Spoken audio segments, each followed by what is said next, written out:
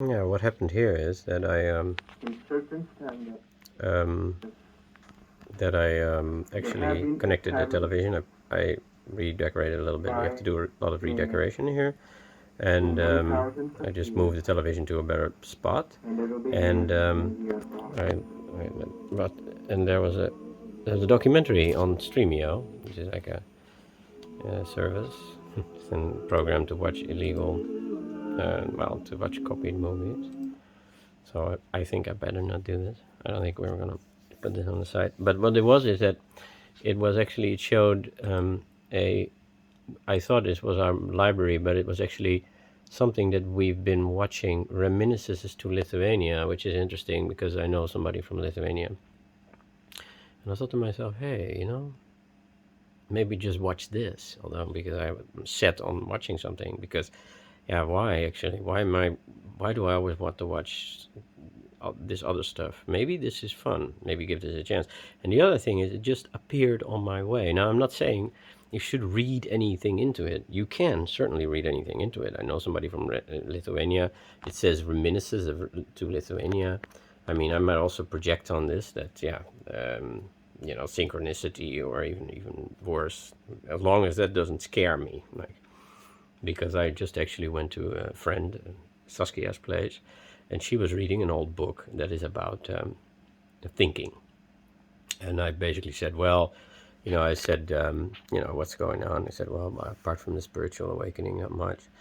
Yeah, and so I talked a little bit with her, and she said, well, she started to read out loud from this book. Then I gotta get the title of that book, because because I want to do something with it. And I was like, hey, that is something that I read yesterday.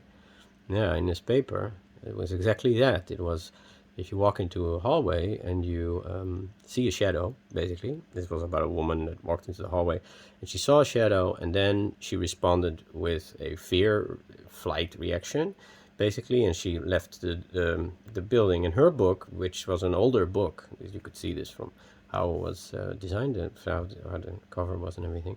It said that this was a normal, natural reaction.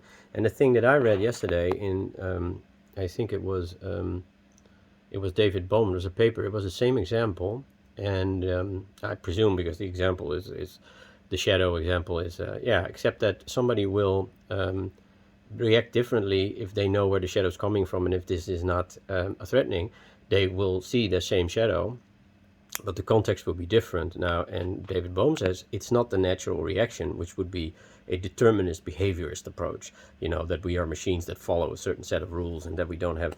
So, and David Bohm beautifully actually illustrated that. So I have to pick that up. And then when I left, she says, well, I was at the Erkazette Co-op, and I said, that's okay, and blah, blah, blah. And she says, well, invite me one day. And I thought, okay, we can organize a party. Why can't we organize a party? Well, yeah, we can. And then she'd like to be invited. So she kind of organized the party in a way. You see, in this way, yeah, you all day, nothing goes wrong, essentially. Yeah, stuff can go wrong, don't get me wrong.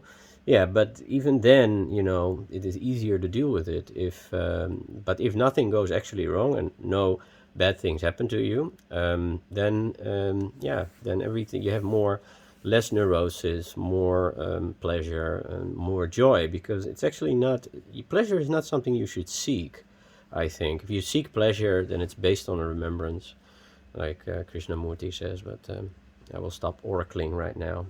If you even watch this, then I probably could be doing something else, but don't let me tell you that you shouldn't watch this. You should, yeah.